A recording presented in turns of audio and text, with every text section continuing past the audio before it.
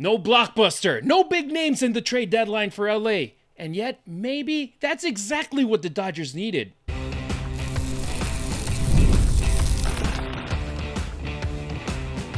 You are Locked On Dodgers, your daily Los Angeles Dodgers podcast. Part of the Locked On Podcast Network, your team every day.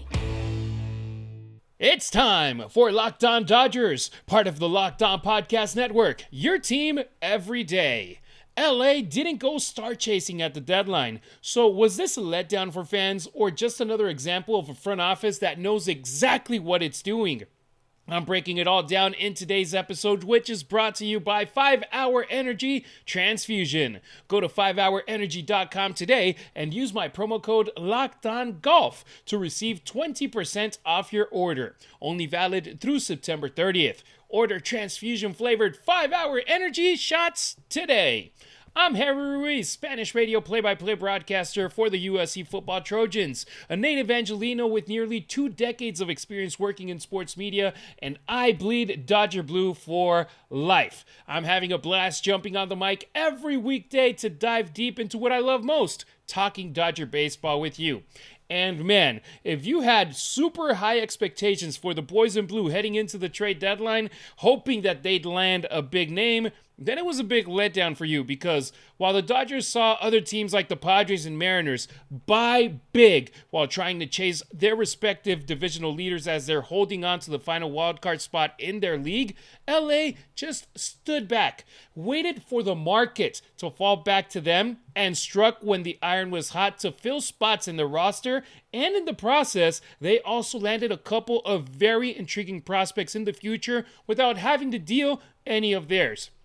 Let's start off talking about Los Angeles having the following relievers in their sights. We have talked about them here in our shows. For our everydayers, you know that we've mentioned their names. Closers, Mason Miller from the Athletics, Ryan Helsley from the St. Louis Cardinals, and Joan Duran from the Minnesota Twins. Plus, Pete Fairbanks was also brought up recently from the Rays. Yet, it was Brock Stewart who they end up reuniting with. The Dodgers, they tried going also for outfielders like Steven Kwan from the Guardians, Brendan Donovan from the Cardinals, but ended up trading for Alex Call from the Nationals.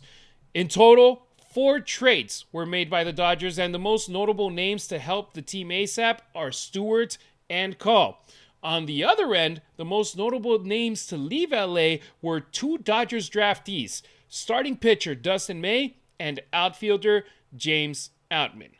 Let's break down the moves, one by one in chronological order. First off, late on Wednesday night, 3-team trade with Cincinnati and Tampa Bay. And first off, Tampa Bay, they traded right-handed pitcher Paul Gervais and catcher Vent Rortvedt, plus the Reds sent left-handed pitcher Adam Serwinowski to the Los Angeles Dodgers.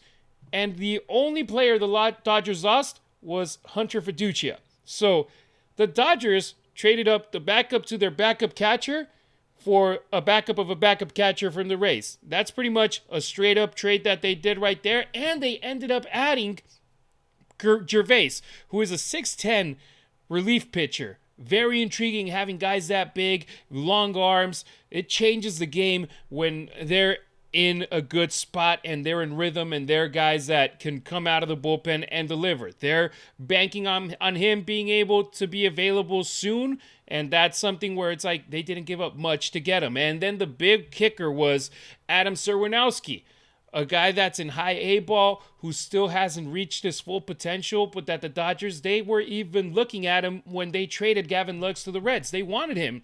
They didn't get him back then. They got him now with this 3-team trade, which didn't break the bank, which didn't get all the headlines because it wasn't that kind of trade, but maybe they're just looking into the future and saying, hey, we got a couple of players that can be big for the team in 2026 and beyond, and one of them maybe in 2025.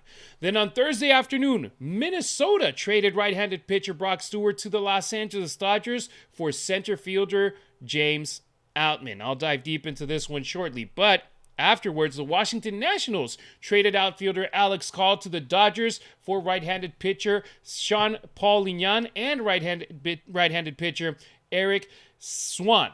And the last trade right before the deadline, the Dodgers sent right-handed pitcher Dustin May to Boston for right fielder James Tibbs and outfielder Zach Earhart. So now, let's go and talk about Brock Stewart, because he's a familiar name. This season, he has been dominant against right-handed hitters with a 327 OPS to righties, and still has a couple of years under club control. That's big for the Dodgers. This season, he has 14 holds and only one blown save. That has showed you how effective he has been. And technically, it's his third stint with the Dodgers. LA drafted him in 2014, 6th round pick. Made his big league debut in 2016 and was with the team until 2019.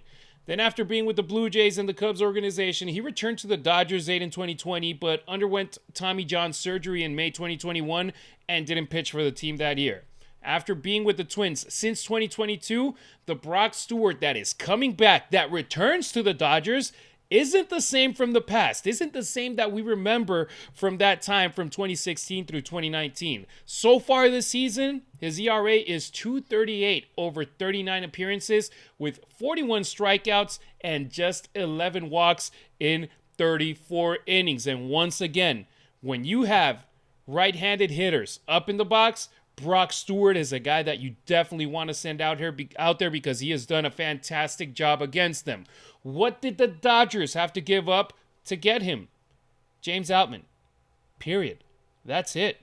There's not another bullet point showing another player, a prospect, somebody else that was in the 40-man roster. Nothing. Nada. That's it. James Outman, who I am a big fan of James Outman because he's a really good dude, because we can remember him a couple of years ago in 2023. He was a runner-up for the Rookie of the Year award. He was great in 2023 in his rookie campaign, but he hasn't been the same since. He has been used mostly for his defense and his speed in the base paths, but he has been striking out too much. He hasn't been getting on base enough, and we haven't seen that level from him that we saw in 2023. So he was a guy that the Dodgers were willing to give up, and they ended up getting a reliever that is going to help that bullpen day one. The moment he is there in that bullpen, he can come out, take care of 2 or 3 righties, go to the dugout, call it a night, and then the next day do the same thing, and then the next night do the same thing over and over again. That's the kind of reliable arm that the Dodgers needed, and they only gave up James Outman, which I hope he has a great rest of his career. I hope that he functions great in Minnesota, but for the Dodgers the last 2 years, he hadn't done it. He did it in 23, not in 24, not in 2025. So that was a home run deal, in my opinion, for the Dodgers. Now let's go and talk about the Nationals deal. Alex Call, he has an 802 OPS against left-handed pitching this season. He is under control through the 2029 season and can play all 3 outfield spots. This keeps the Dodgers in the spot where they can keep free agent signing Michael Conforto in ideal matchups, hoping that what he did in the month of July carries on for the last 2 months of the season. So Alex Call, he does a great job with against lefties. And with that, there might be a platoon situation at left field where Call goes against lefties, Michael Conforto goes against right-handed pitchers. What did the Dodgers give up to get this versatile outfielder? They gave up 2 prospects, Eric Swan and Sean-Paul Lignan. Swan ranked 16th in the Dodgers system. Lignan, number 20th in the Dodgers system. So, Call, he's 30 years old. He's a spectacular player. He's far from it, but he gets the job done, and he's under team control for 5 more seasons. He has a 274 batting average this year.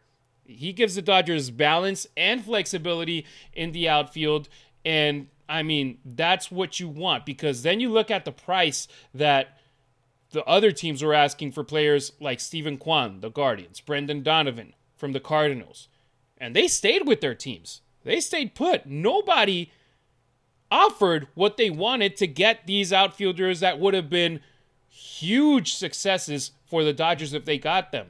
That wasn't the case. They ended up giving 2 top 20 prospects to get this guy, and they didn't sacrifice any of their big guys. So nobody was going to push the Dodgers No other organization was going to make them do what the Athletics did with the Padres, who, yes, they have a strong bullpen, and they made it even stronger by giving out the third best prospect in baseball in Leo Debris, plus their 4th, 13th, and 17th best prospects. 4 out of their 20 prospects, 20% of their top 20 prospects went to the A's for their closer. Meanwhile, the Dodgers, they got Brock Stewart to be key against righties pretty much for free. Los Angeles right now, they're playing chess. The Padres, they're playing checkers.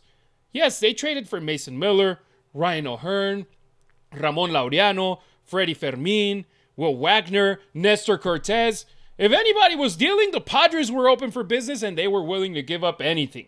And I mean, that's what you have to do when you're chasing and not leading.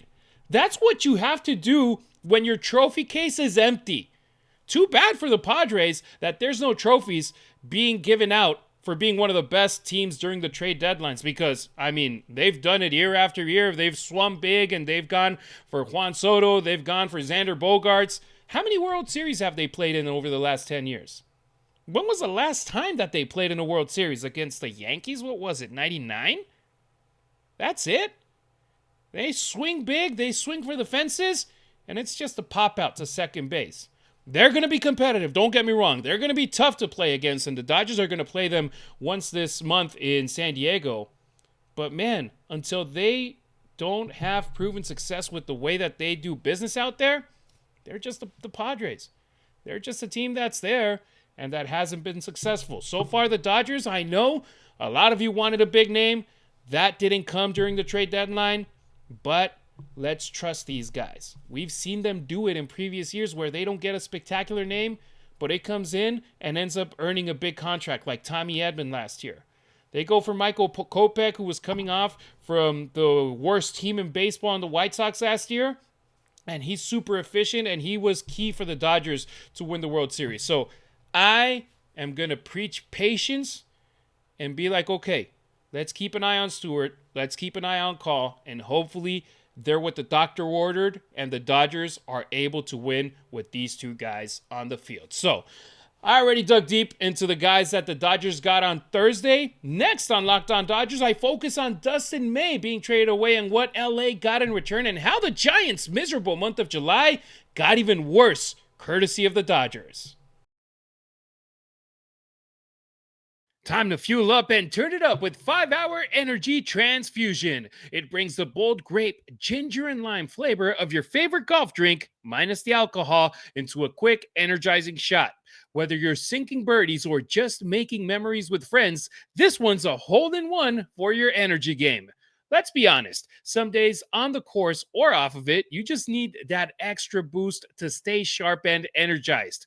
My first time playing golf, I hit a birdie on the second hole without even knowing how to play. Then it went downhill from there. But man, a total fluke is one of my favorite memories playing the sport.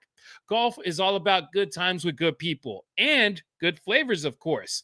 The grape ginger lime flavor gives you the best parts of your clubhouse go-to without chasing the bev cart.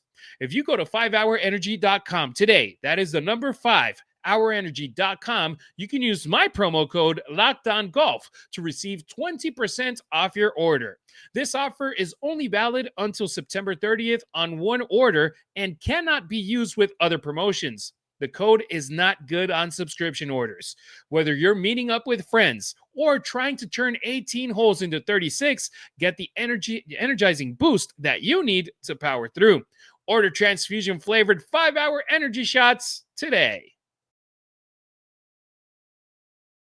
Don't forget to follow Locked On Dodgers, not only on YouTube, but on X, Instagram, and TikTok as well. You can find me at Harry Ruiz on X, at Harry_Ruiz on Instagram, and at Harry Ruiz_ on TikTok. Let me know what your grade was for the Dodgers trade deadline moves. Did you like them or not? Do you think they're still the top team in the NL West? Because, well, incredibly, the Dodgers got through the trade deadline period trading 2 players without big league experience, then using Outman, Hunter Fiducia, and right-handed pitcher Dustin May in different deals. Already spoke about how Outman and Fiducia factored in them. Now it's time to talk about D. May, who has had his healthiest season so far in his career in 2025, where he has had the most games and innings pitched in his career.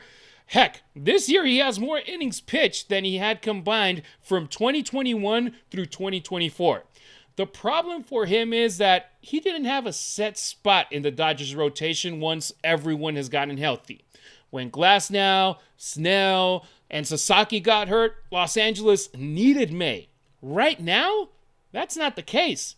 And with his contract expiring at the end of the season and him wanting to be a starter, that left the Dodgers in a position to look around, scout, and see if anyone was interested in him. And here's the kicker.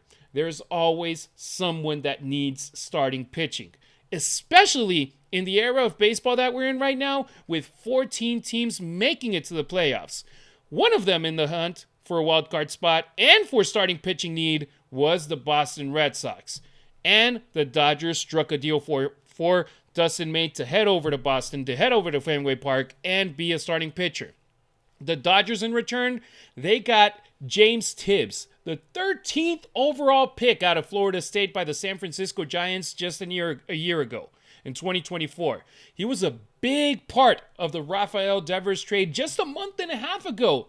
And now the Red Sox traded him, their number 5 prospect and outfielder, Zach Earhart, their number 27 prospect, over to the Dodgers for a pitcher that LA more than likely was going to use out of the bullpen and is on an expiring contract. That was a genius move where it's like, this pitcher doesn't have a spot in our team. Let's find him somewhere to go. And then they ended up getting a number 5 ranked prospect in the organization for the Red Sox, another outfielder, pretty much for a guy they weren't going to use or that they didn't need. It was the same case with James Outman. He was on the roster, but he was somebody that they could send away somewhere else and not lose anything. If you want speed on the bases, put Esteury Ruiz, and he can run even faster than James Outman. So this was a genius move for the Dodgers, and something also that's very interesting is that Farhan Zahidi, who is back with the Dodgers front office as a special advisor, he was the president of baseball operations for the Giants front office last year, and he was the one who picked Gibbs. He was the one who selected him. And now he has him, or at least he could have given the tip, hey, that's a guy you should go get. And Andrew Friedman, Brandon Gomes went and got him on this trade. So now I know this is a Dodgers podcast, but when I can talk a little bit about the Giants in a negative way, I'm going to do it. Things haven't gone as planned for San Francisco since trading for Devers. Their record is 13-23 since that trade, the worst in Major League Baseball. Runs per game, 3.69 average per game, worst in Major League Baseball. And at the end of the day, just putting it into perspective, that's what trades are. Gambles. A month and a half ago, San Francisco was being praised like crazy for getting Devers, with some saying that it made up for them not landing Ohtani or Judge during free agency. Then, here they are, being sellers instead of buyers and pretty much dumping the 2025 season to the trash can. Meanwhile, the Dodgers, they had holes to fill on their roster, and I still would have liked an extra reliever, one more, besides Brock Stewart. But they're clearly banking on guys that are coming back from the IL and players who were big contributors during the first half of the season in the rotation to now come out of the bullpen.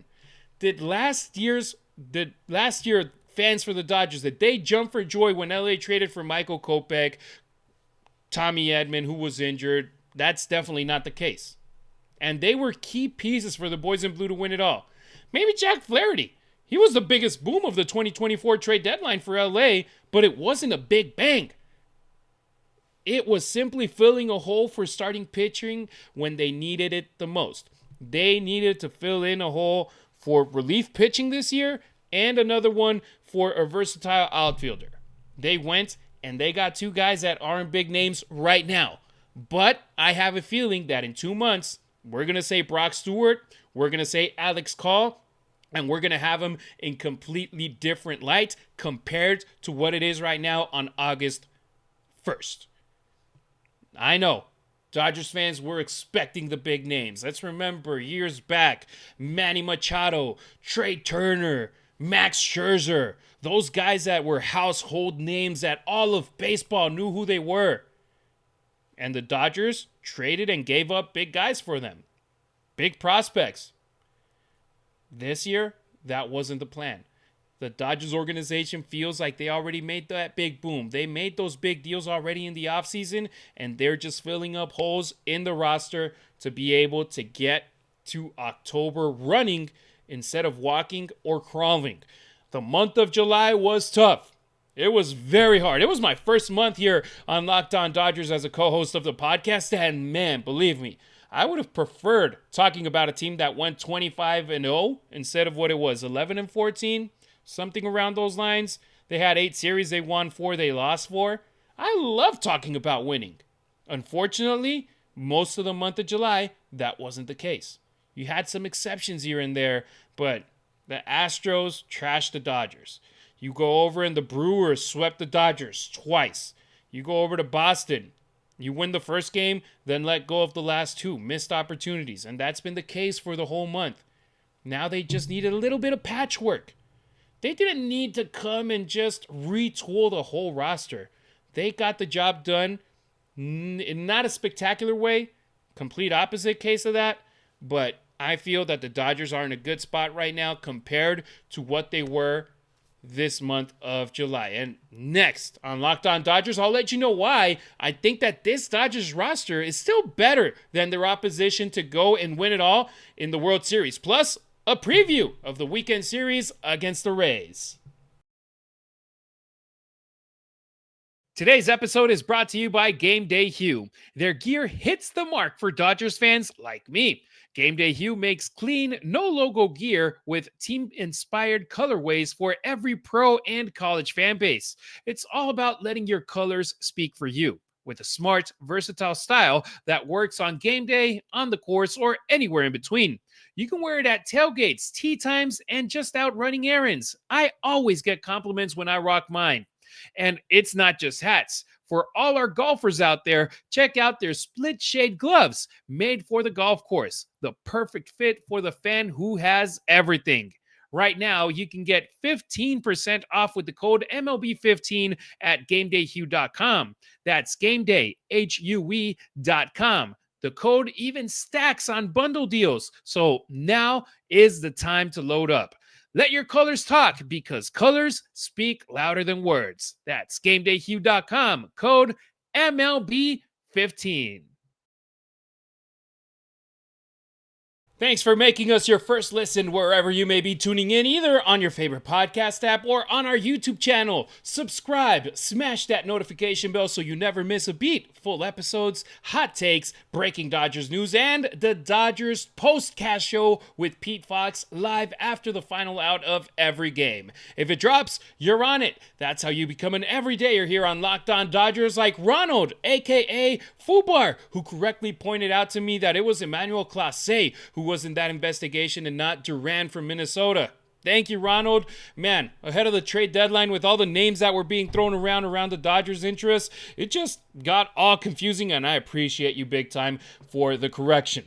Well, this trade deadline shows you how much Los Angeles trusts their roster. And honestly, I think that the roster is better than it was before the trade deadline. Maybe not by leaps and bounds, but it's definitely better in my opinion, despite it not being flashy, but it was effective. They didn't give us fireworks, but they delivered. The Dodgers didn't lose Dalton Rushing, Josue De Paula, Zahir Hope, or Alex Freeland, all top prospects in the organization. And yet, they got a relief pitcher to help the bullpen and a versatile outfielder to help with his glove and his bat. Then add that this weekend, Blake Snell is coming back. Max Muncy should return soon after getting Thursday off during his rehab assignment. Eventually, Michael Kopech, Brusdar Graterol, Roki Sasaki, and Tanner Scott will be healthy. Eventually, hopefully soon. And here's the kicker. If Mookie Betts, Freddie Freeman, and Shohei Ohtani kick it into another gear, the one that we know that they can reach, it's game over, baby. The Dodgers might not have traded for Steven Kwan or Harrison Bader, but it's because they're betting on themselves, that they've made the right moves already. It's completely different having the front office and Dave Roberts giving Michael Conforto chance after chance after chance, and finally in July, he came through. compared to Mookie Betts, Shohei Ohtani, and Freddie Freeman being in the lineup and having a discrete month of July. You know that these guys, sooner rather than later, are going to be the players that we know that they are. They're too good to be bad for a prolonged time. They're going to get to their level.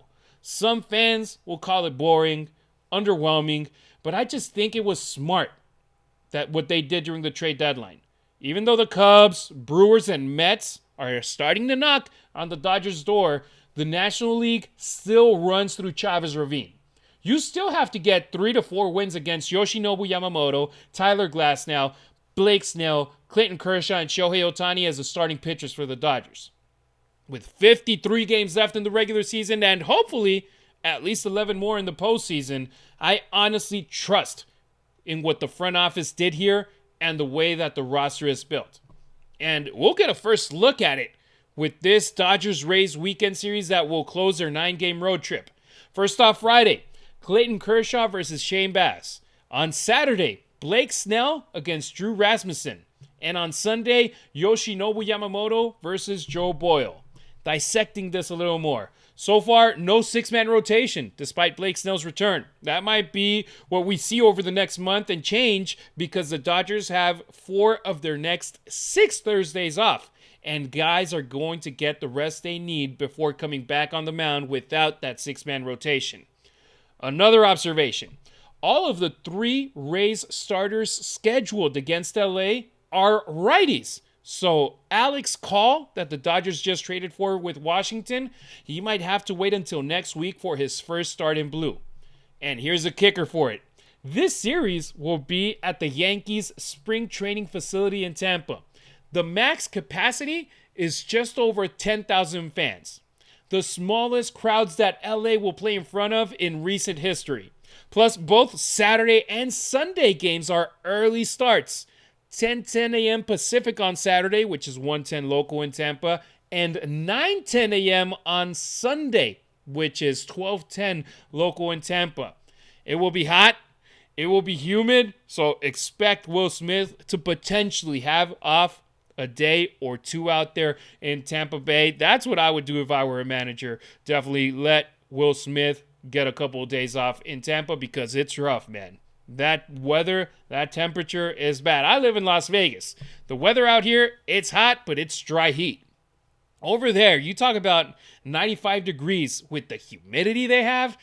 It's very, very difficult. We saw actually during this past series that the Dodgers had in Cincinnati, when Will Smith was at third base standing next to Dino Evil, you had the road grays on, and Will Smith's jersey was in a completely different tone of gray compared to Dino. His jersey was all sweat from top to bottom. It's not easy being behind home plate, calling the game, catching every pitch that a Dodgers pitcher throws during that game, and then go out there and swing the bat the way that he does.